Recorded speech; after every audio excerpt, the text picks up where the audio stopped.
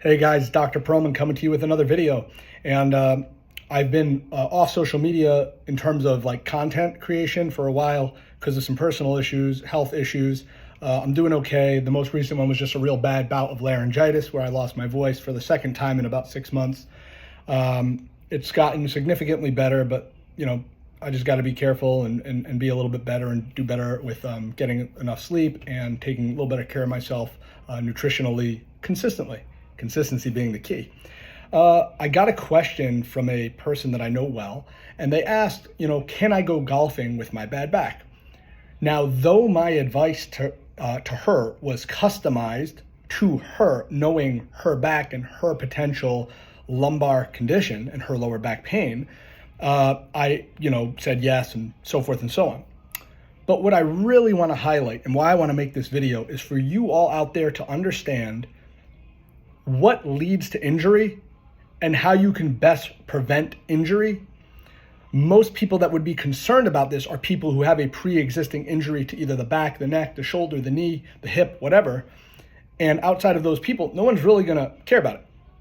And Instagram and Facebook and YouTube, they don't really reward me much for making videos like this. I get rewarded for making 20-second videos of people reacting to adjustments and having ASMR sounds. But I want to make this video, and I'm going to try to keep it under 3 minutes here for you, again, y'all to embrace this and understand this. So here we go. Your musculoskeletal injuries happen, okay? So we're talking pain-based, joint and muscle type and tendon and ligament injuries happen because your body is fatigued, unless there is a trauma, obviously. If you get rear-ended or T-boned in a car accident with a high enough rate of speed, even a low rate of speed, your body's going to jolt and jerk and move, and you're going to get a whiplash injury of sorts, and those are what we call a mechanism of injury, or breaking rule number 1, which is don't get hurt. When that happens, you're going to get hurt, you're going to have an injury. Outside of that, these injuries happen, like I was just saying, when you are fatigued. When you are fatigued, you are susceptible to injury. Now, what does that look like? How does that happen? Can I give you an example? Yes. Say you're a hairstylist or a barber, however you want to word it. We'll use that example only. You're standing in a position like this or like this all day, hunched, with your arm kind of braced in a certain way, your body slouched or flexed forward in a certain way. And that type of posture over the course of 8 to 10 hours, as an example, creates what we would call tissue fatigue. We'll just call it tissue fatigue, or cellular even. You can call it cell fatigue. It's the tissue, the muscle, the musculoskeletal system that is beginning to get fatigued or tired. And what happens when we are tired or fatigued is we are now susceptible to injury. And pretty much you can understand that now when you reach back fast for something or reach across the car for something, maybe your kid's acting up or you got to give them the pacifier or the bottle, or maybe you go to pick up the dog and your back goes out. Again, I could give you a million examples, especially when it comes to reaching, bending and turning. That's when the injury will happen due to the fatigued tissue.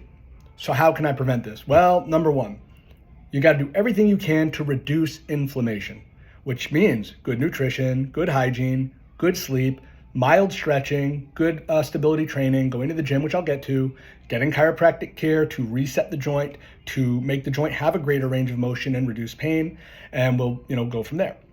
Number 2, you can go to the gym and start exercising anytime you can with very light weight, even moderate weight, as long as you're building what we would call resilience to fatigue. So that's the key to lifting weights. Now, I learned this a while back, and I think it was the knees over toes guy and his athletic training group, if I'm even saying that right, the ATG system, where I really started to understand what his principles were.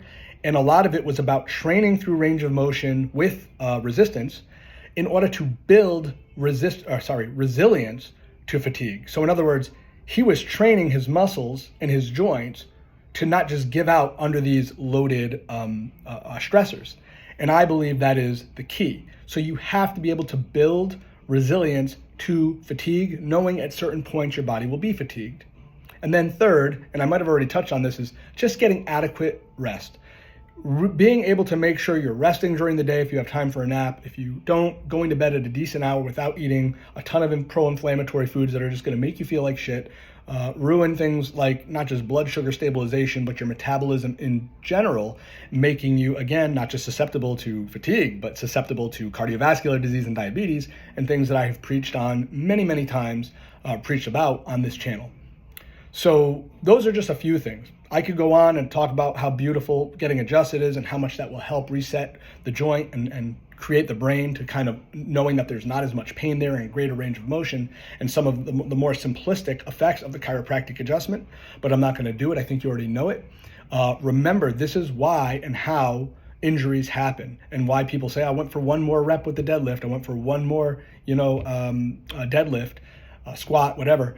These are when people start to get hurt, or, oh, I just bent down to pick up some laundry and they get hurt. It was all leading up to it because of that tissue and the fatigue, therefore the susceptibility to injury.